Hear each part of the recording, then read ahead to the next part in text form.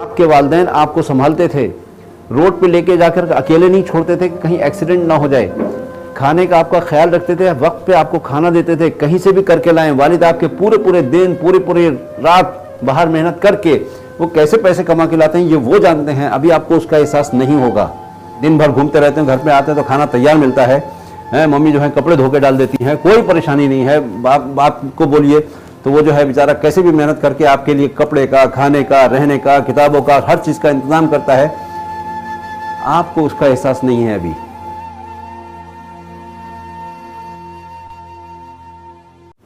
आपको यह भी एहसास नहीं है कि आपके वालिदैन ने आपके साथ क्या किया। आप याद करिए थोड़े से वो दिन जब आप बहुत छोटे से थे, बहुत ही मुन्ने से थे और ज़रा ज़रा सी बात पे भागते थे, दौड़ते थे इधर उधर, और आपके वालिदैन आपको संभालते थे, रोड पे लेके जाकर अकेले नहीं छोड़ते थे कि कहीं एक्सीडेंट ना हो जाए, खाने का आपका ख्याल रखते थे, वक्त पे आपको खाना देते थे, कहीं से भी करके लाएं। वालिद आपके पूरे पूरे दिन पूरी पूरी रात बाहर मेहनत करके वो कैसे पैसे कमा के लाते हैं ये वो जानते हैं। अभी आपको उसका एहसास नहीं होगा। जब आप इस मैदान में उतरेंगे तो आपको पता चलेगा कि दुनिया कितनी सख्त है और किस तरीके से उसको मैनेज किया जाता है। ये आपके वालिदैन हैं, आपकी मम्मी हैं जिन्होंने आपको पाल पोस के इतना बड़ा किया है।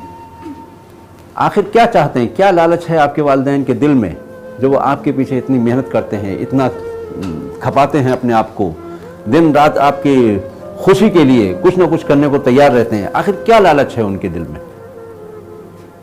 कोई लालच है? कुछ वो चाहते हैं आपसे?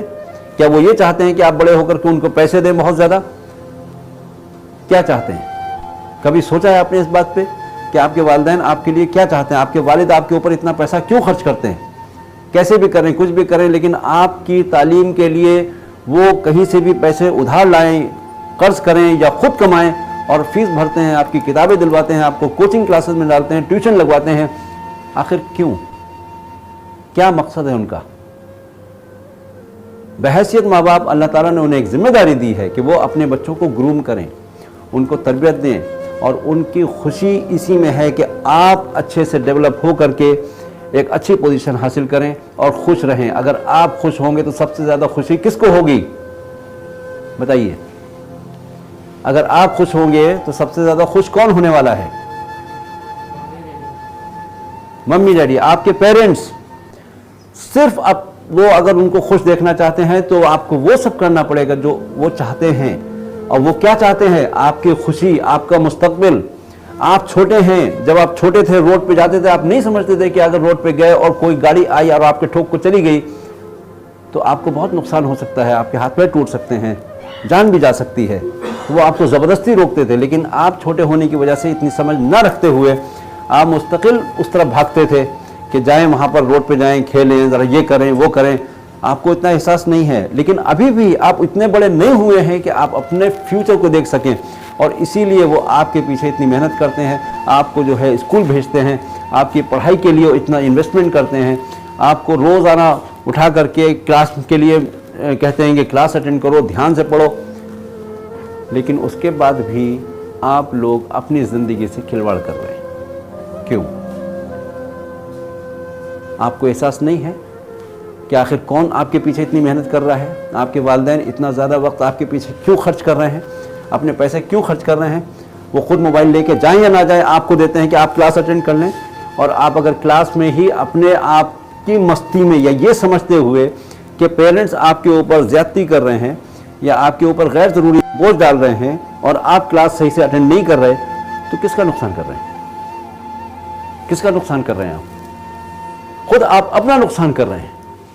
जिस तरीके से जब आप छोटे थे और आप नहीं समझते थे कि ऐसा होगा, मिसाल के तौर पे आप अपने छोटे भाई को जो 3 या 4 साल का है उसको ले करके आप 7th फ्लोर के टावर के ऊपर छत पे चले जाते हैं जहाँ पे कोई ग्रिल नहीं है, सिर्फ बाउंड्री वॉल है। आप दोनों भाई जो हैं वहाँ पे खड़े होकर खेल रहे हैं। एक 3 साल का है जो उसको समझ उतनी नहीं है जितनी आपको है, वो इधर दौड़ता है उधर दौड़ता है, और फिर क्या करता है वो कि जो बाउंड्री वॉल है उसके ऊपर खड़ा होने की, चढ़ने की कोशिश करता है। 7th फ्लोर के ऊपर वो बाउंड्री वॉल के ऊपर चढ़ने की कोशिश करता है। आप उसको मना करते हो कि ऊपर मत चढ़ो क्योंकि गिर जाओगे। क्या जवाब देता है बच्चा?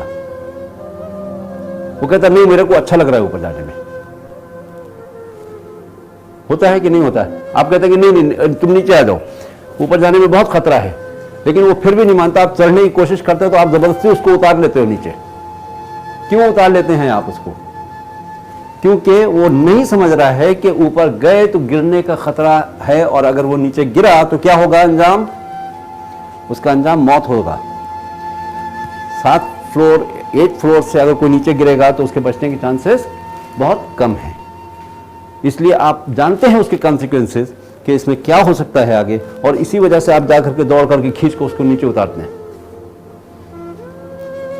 ताकि वो नहीं गिरे। लेकिन वो बच्चा नहीं समझता, वो रोने लगता है और चिल्लाता है, और वो ये समझता है कि मेरा भाई जो है मेरे ऊपर ज्यादती कर रहा है। लेकिन क्या आप उसके ऊपर ज्यादती कर रहे हो? अगर उसको चढ़ने से रोक रहे हो, आप ज्यादती कर रहे हो उसके ऊपर? नहीं ना, क्योंकि आप जानते हो कि आप जो कर रहे हैं वो उसके हक में है, उसके लिए बेहतर है। अगर आप भी उसको चढ़ने के लिए अलाउ कर दें तो वो तो बच्चा है, वो नीचे उसको अच्छा भी लगेगा, हो सकता है वो कूद भी पड़े या खुद से गिर जाए डिसबैलेंस होके, तो उस सूरत में उसकी मौत यकीनी है। तो आपको ये समझना है कि आप भी उतने मैच्योर नहीं हुए हैं जितने कि आपके वालिदैन हैं या आपके टीचर्स हैं। वो जानते हैं कि अगर आप इस वक्त में पढ़ाई नहीं करेंगे तो इसके कॉन्सिक्वेंसेस क्या हो सकते हैं, उसका नतीजा क्या निकलेगा। इसीलिए वो आपको जोर देते हैं कि नहीं, कुछ भी हो जाए पढ़ो। सुबह में उठने को दिल नहीं करता है, लेकिन वो जबरदस्ती उठाते हैं आपको कि नहीं, उठ करके क्लास अटेंड करो। फिर भी अगर आप अटेंड नहीं कर रहे हैं तो इसका मतलब गलती पर कौन? आप ही गलती पर हैं, और उसकी वजह सिर्फ और सिर्फ यह है कि आप नहीं समझ रहे कि उसके कॉन्सिक्वेंसेस क्या हैं, जबकि आपके वालिदैन को एहसास है कि अगर ये इस बच्चा मेरा नहीं पढ़ेगा तो ये अनपढ़ रह जाएगा, जाहिल रह जाएगा, और अपनी ज़िंदगी में कुछ कर नहीं पाएगा और ज़िंदगी भर स्ट्रगल करता रहेगा। और शैतान को भी ये बात मालूम है कि ये बच्चे जो अभी ज़रा सा नौजवान ऊपर आए हैं, थोड़ा सा होश संभाला है, थोड़ा दुनिया इनको हरी हरी दिखने लगी है, माँ बाप की सपोर्ट है जो रियलाइज़ नहीं कर रहे हैं आप, उसकी बुनियाद पे जो है आप दिन भर घूमते रहते हैं, घर पे आते हैं तो खाना तैयार मिलता है, मम्मी जो है कपड़े धो के डाल देती हैं, कोई परेशानी नहीं है। बाप को बोलिए तो वो जो है बेचारा कैसे भी मेहनत करके आपके लिए कपड़े का, खाने का, रहने का, किताबों का, हर चीज़ का इंतज़ाम करता है। आपको उसका एहसास नहीं है अभी, आप तो अपनी दुनिया में मस्त हैं, कल वो तो उनको करना ही है।